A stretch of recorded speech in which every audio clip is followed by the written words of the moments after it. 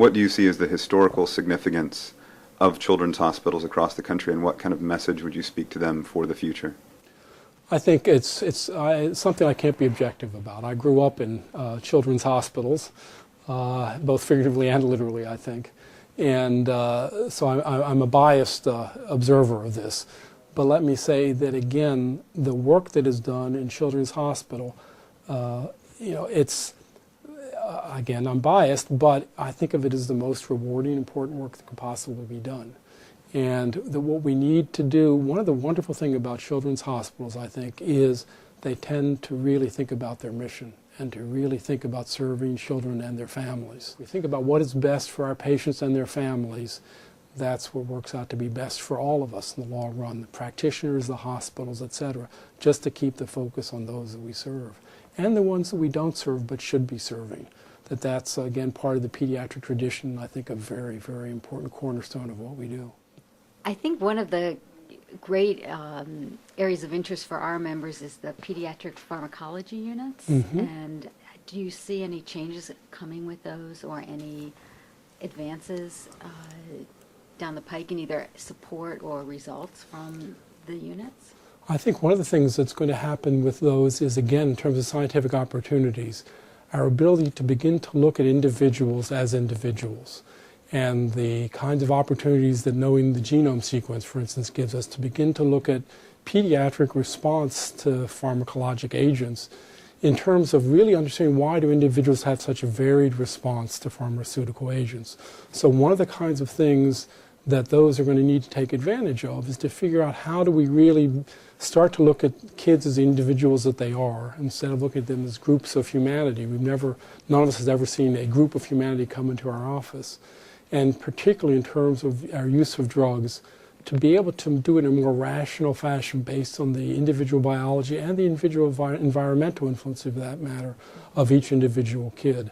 So I think the opportunity and the challenge in front of us is going to be to try to look at kids more and more as individuals they are, as opposed to just looking at them as a representative of some category of humanity.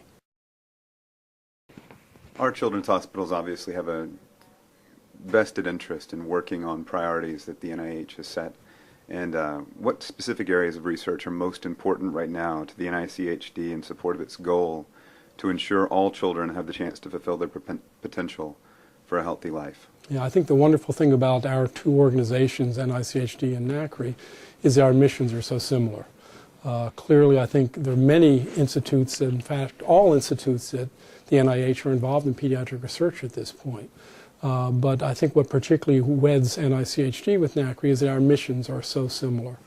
And that as one looks towards that, the opportunities, again, are quite vast in seeing how we do those kinds of things. But I think it's going to be more and more partnering together in various kinds of ways, including making sure that large networks, which are going to be very important for the kind of work that we're involved in as we go forward, to make sure that we look at new opportunities for networks to share information, not just within the network, but with other researchers that are interested in the same questions, and to share work between networks. And one of the things we're going to need to do is to take a good look. Are all the networks that we support now, the NIH supports something like 90 different pediatric research networks. Are all of those properly constituted not to do the work of the last 20 years, but to do the work of the next 20 years? How can children's hospitals research centers better work with NICHD in sort of a two-way conversation? Mm-hmm. Yeah, absolutely. I think in many kinds of ways. One of the things that I think will be very important in the coming months is at NICHD we're going to focus for the next year or so, maybe it'll take longer, maybe it'll take less, in really looking at what are the scientific opportunities across the broad mission of NICHD. To not look at, gee, how many networks do we have in this area? Do we have 6? Do we have none? Whatever. But to look at simply, over the next 5 or 10 years, what do we think the real research opportunities are going to be that are going to move our knowledge forward?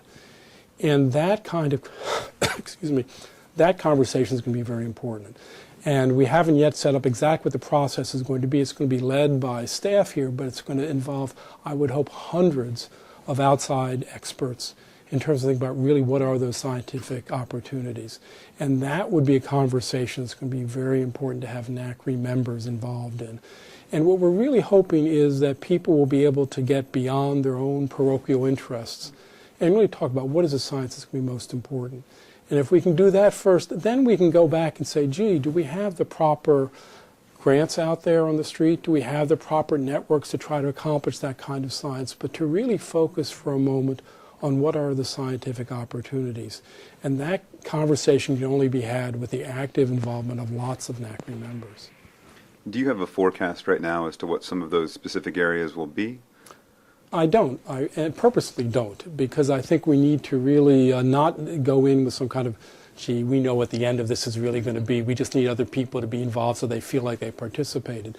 That this will really be an honest kind of conversation, and it's going to be back and forth conversation to see where we should be going. And so I don't know where it's going to end up, and I'm kind of happy that I don't know where it's going to end up. Back to the networks, what are the 90 or so networks? What, in your opinion, have been the most successful? Oh, I don't know that I've been on the job long enough to single out any one or two as particularly successful. Certainly the Neonatal Research Network has been successful. There are many of them that have been successful. And I think that that's important. There's no one pediatric research network that could possibly do the kind of work that needs to be done. One really needs to have a wide array of networks to do the right kind of work. But again, I think looking at ways that the networks can network together in ways to be even more efficient and effective, we need to look at. But there really have been so many of them, and NACHRI members have been involved in the vast majority of those in major, major ways.